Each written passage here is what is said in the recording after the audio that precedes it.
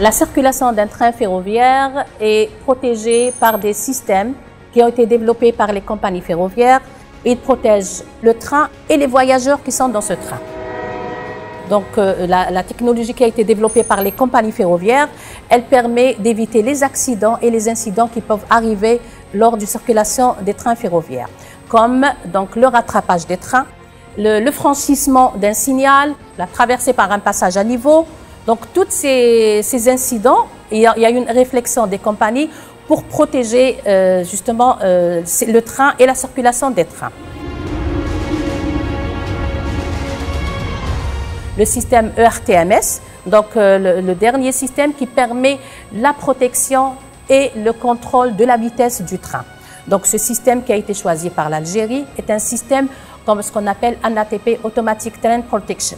Donc, il permet de protéger le train et la vitesse du train, le contrôle de la vitesse du train.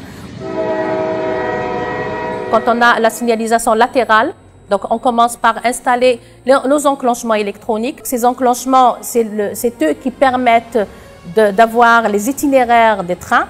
Et ensuite, sur ces enclenchements, on vient ajouter une couche de TCS. Donc cette couche, elle va permettre de transmettre les informations de l'enclenchement au conducteur.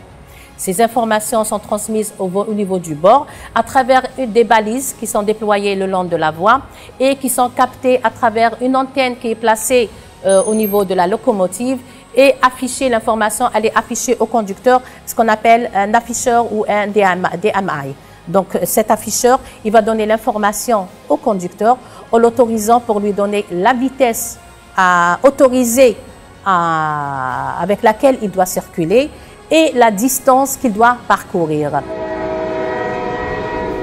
Quand le conducteur ne respecte pas la consigne qui est donnée par le système lui-même, qui est affiché au niveau de l'afficheur de la machine, quand cette consigne n'est pas respectée, et par exemple le conducteur ne respecte pas cette vitesse, par exemple s'il est autorisé à circuler à 160 km pour une distance X et le conducteur il dépasse cette vitesse, déjà il y a un afficheur qui passe au rouge l'affichage de la vitesse et en plus il y a un avertissement sonore qui est donné au conducteur l'incitant à réduire sa vitesse. Dans le cas où le conducteur ne respecte pas cette vitesse et ne respecte pas la consigne qui est donnée, donc le système il va actionner ce qu'on appelle le frein d'urgence.